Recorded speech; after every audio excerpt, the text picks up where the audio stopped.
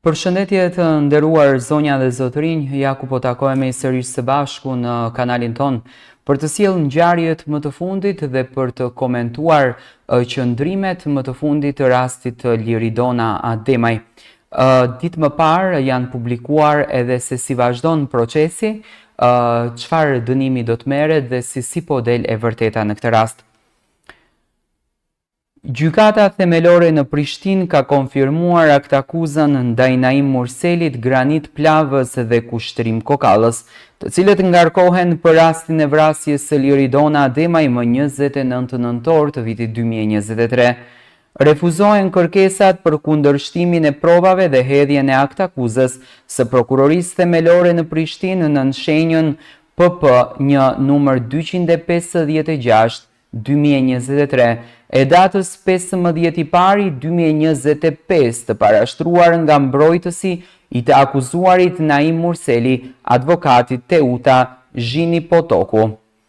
Më datën 26/2/2025 nga mbrojtësi i të akuzuarit Granit Plava, advokati Skënder Gojani më datën 4/3/2025 dhe nga mbrojtësi i të akuzuarit Kushtrim Kokalla, advokat Ndrec Dodaj më datën 11/3/2025, si të pabazuar, thuhet në vendimin të prokurorisë. Në seancën fillestare të mbajtur më 31 janar të vitit 2025, Naim Murseli u deklarua i pafajshëm për vrasjen e bashkëshortes së tij Liridona Ademaj. Granit Plava nuk u deklarua rreth fajësisë, kurse Kushtrim Kokalla tha se nuk deklarohet pa u konsultuar me mbrojtjen, ndërsa fajtoru deklarua i akuzuari Tom Dodaj. Ky i fundit, pasi pranoi fajësinë, u dënua me 5 vite burgim dhe 5.000 euro gjop. Ndryshe, prokuroria themelore në Prishtinë më 15 janar të vitit 2025 ka ngritur aktakuzë ndaj Naim Murselit, Granit Plavës dhe Kushtrim Kokallës dhe Tom Dodajt. Mediat kanë siguruar aktakuzën e prokurorisë në të cilën thuhet se Murseli, Plava dhe Kokalla ishin dakorduar paraprakisht që vrasja të kryhej nga i akuzuari Plava, me marrëveshje që Murseli t'ia paguante atij 30.000 euro. I gjithë plani për vrasjen e Liridonës thuhet se u bë nga bashkëshorti i saj, tani i akuzuar Naim Murseli, si pasojë e çrregullimit të raporteve familjare e martësore, ku edhe lindi dëshira e tij për hakmarrje. Në aktakuzë thuhet se fillimisht plani ishte shpalosur Kokallës nga Murseli, por ai kishte refuzuar të gjente një mundësi për vrasjen e Liridonës. E më pas, Kokalla kishte gjetur Plavën, me të cilin e kishte njoftuar Naimin. E vetë Naim Murseli thuhet se siguroi armën me 20 fishek nga i akuzuari Tom Dodaj, nga i cili bleu për 280 euro. Me këtë armë u krye vrasja e tani të ndjerës. Plani i Naim Murselit për vrasjen e Liridona Ademës, inskenimi i grabitjes e marrëveshja për të paguar 30.000 euro dorasin. Sipas aktakuzës, për shkak të raporteve të çrregulluara familjare dhe martësore, gjatë të cilave ka lindur mlefi dhe dëshira për hakmarrje tek i pandeuri i parë, Naim Murseli. Ky i fundit ka bërë planin ta largojë tani të ndjerën Liridona Ademaj nga jeta e tij. Me aktakuzën thuhet se pas datës 25 qershor të vitit 2022, kur është paguar policia e sigurimit jetësor në emër të Liridona Murselit me kompaninë Floksam në shumën prej 3 milion kruna suedeze, me qëllim që pas vrasjes të ketë edhe dobi financiare, Naimit të pandehurit të tret Kushtrim Kokallës ja ka shpalosur planin e likuidimit të bashkëshortes së tij dhe nga ai ka kërkuar të gjejë mundësi për vrasjen e saj. Aktakuza thot se fillimisht Kokalla ka refuzuar e më pas ka gjetur të pandehurin e dytë, Plavën, Granit Plavën, me të cilin e ka njoftuar Naim Murselin dhe që të tre janë dakorduar që Graniti të kryej vrasjen, me marrëveshje që Naimi t'ia paguaj kompensimin në shumën prej 30.000 eurosh. Ndërsa Naimi më 29 nëntor të vitit 2023 thuhet se ka siguruar armën e zjarrit edhe 20 fishek, të cilat i ka bler rreth orës 14 po të njëjtën ditë nga i pandehuri i katërt, Tom Dodaj në shumën prej 280 euro, e të cilën armë ja ka dhënë të pandeurit të dytë Granit Plavës. Granit Plava thuhet se armën në fjalë ka përdorur për vrasjen e tani të ndjerës Liridona.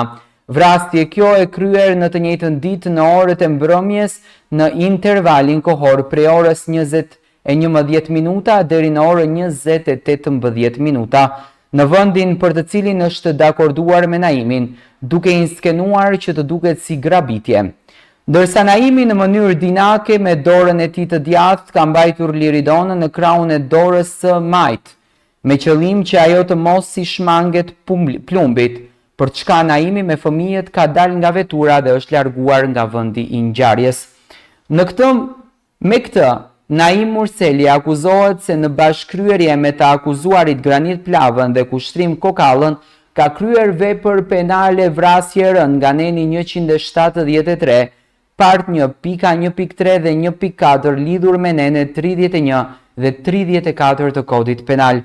Sipas aktakuzës, më 29 nëntor të vitit 2023, në intervalin kohor prej orës 20:11 minuta deri në 20:18 minuta, në fshatin Bërnic në rrugën Dali Palishiqi në Prishtinë, i pandeuri i parë Naim Murseli me veturë në të cilën ka qenë tani e ndjera Liridona dhe fëmijët e tyre të moshës 4 dhe 6 vjeç, pas marrëveshjes paraprake i ka dhënë shenjë me dritat veturës të pandeurit Plava, për çka ai befas ka dalë përpara veturës me maskë në kokë dhe pistolet në duar.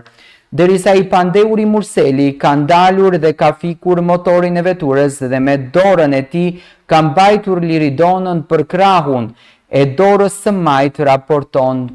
prokuroria. Gjithnjë sipas aktakuzës, i pandeuri Granit Plava me përkompensim në shumën prej 30.000 euro nga afërsia e drejt për drejt përmes dritares gjysmë të hapur nga ana e pasagjerit, ka shtënë në një fishek nga pistoleta në drejtim të Liridonës dhe i qëllon në kokë, në pjesën prapa veshit të djathtë, duke i shkaktuar lëndime vdekje prurse, ku përpasoi ndroi jetë në vend të ngjarjes. Vdekja e saj sipas raportit të autopsisë erdhi si rezultat i gjakderdhjes së mbrëmshme dhe të jashtme. Me këtë, Granit Plava akuzohet se në bashkëkryerjen me Naim Murselin dhe Kushtrim Kokallën ka kryer vepër penale vrasje rënd nga neni 173, part 1.1.6 lidhur me nenin 31 dhe 34 të kodit penal. Në pikën e 3 të aktakuzës, Granit Plava ngarkohet se me 29 nëntor të vitit 2023, rreth orës 14 deri më 1 dhjetor të vitit 2023, rreth orës 16:15, ku është kryer bastisja në shtëpinë e tij në Cërnjan, komuna e Gjakovës, ku është gjetur edhe arma, pa autorizim në kundërshtim me ligjin për armë, ka poseduar pistoletën së bashku me 19 fishek, me të cilën ka kryer veprën e të cilën armën Naimi e ka bler më 29 nëntor të vitit 2023, rreth orës 14 nga i pandeuri i 4 Tom Dodaj në shumën prej 280 euro. Me këtë, Plava akuzohet se ka kryer veprën penale, mbajtja në pronësi, kontroll ose posedim të paautorizuar të armëve nga neni 366, part 1 të kodit penal. Kushtrim Kokalla njoftoi Granit Plavën me Naim Murselin dhe u dakorduan që Graniti ta kryej vrasjen për 30.000 euro. Në aktakuzë thuhet se pasi që i pandeuri Naim Murseli ka kërkuar nga Kushtrim Kokalla që të gjejë mundësi për vrasjen e bashkëshortes së tij, Liridona Murseli, dhe i njëjti ka refuzuar, Kushtrimi ka gjetur të pandeurin e dytë Granit Plavën, me të cilin e ka njoftuar Naimin, dhe të tretë janë dakorduar që Graniti ta kryej vrasjen me marrëveshje që Naimi t'i paguaj kompensim shumën prej 30.000 eurosh. Sipas aktakuzës, Naimi më 29 nëntor të vitit 2023 ka siguruar armën dhe 20 fishek të cilat i ka bler të njëjtët ditë rreth orës 14 nga Tom Dodaj për 280 euro. Ja ka dhënë Plavës, i cili armën e ka përdorur për vrasjen e tani të ndjerës Liridonës. Me këtë kushtrim, Kokalla akuzohet se me bashkëkryerje me Naim Murselin dhe Granit Plavën ka kryer veprën penale vrasje e rënd nga neni 173 part 1.1.13 lidhur me nene 31 dhe 34 të kodit penal. Kokalla se lajmëroi vrasjen edhe pse Naimi e kishte pranuar në dhomën e hotelit.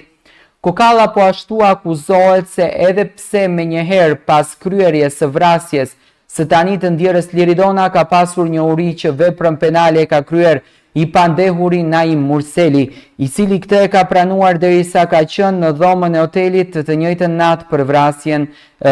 së kryer. Dhe i pandehuri i dytë, Granit Plava, i pandehuri Kokalla nuk i ka lajmëruar kryesisht e as veprën penale vrasje për planifikimin e kryerjes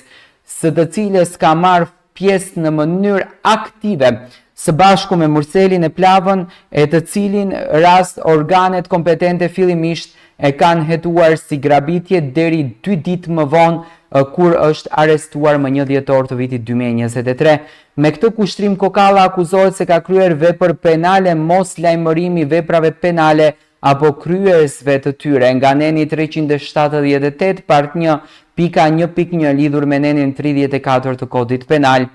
Tom Doda i ashiti armën Murselit e Plavës për 280 euro. Akta akuza e prokurorisë ngarkon Tom Dodajn se më 29 nëntor të vitit 2023, rreth orës 14 në vendin e tij të punës në Novoselm Tepër, komuna e Gjakovës, me qëllim të përfitimit të dobësisë pasurore në kundërshtim me ligjin në fuqi për armë dhe materiale plasëse, ai ka shitur një armë zjarri pistolet të akuzuarve Murseli dhe Plava në shumën prej 280 euro, e cila është përdorur në kryerjen e vrasjes së tani të ndjerës Liridona, vrasje e kryer në të njëjtën ditë në intervalin kohor mes orës 20:11 deri në 20:18 në Bërnic, në rrugën Dali Palishiqi, komuna e Prishtinës. Me këtë, Dodaj akuzohet se ka kryer veprën penale, importi, eksport, furnizim, transportim, prodhimi, këmbimi, ndërmjetësimi ose shitja e pa autorizuar e armëve apo materialeve plasëse nga neni 364 part 1 të kodit penal. Këto janë të rejat më të fundit rreth rastit të Liridona Ademaj, e cila tashmë konfirmohet që u vra me vetë dëshirën e bashkëshortit të saj, sepse në polisën e sigurimit të jetës, polisa kushtonte 3 milion pound suedeze që do t'i merrte Naim Murseli pas vdekjes së Liridona Ademaj.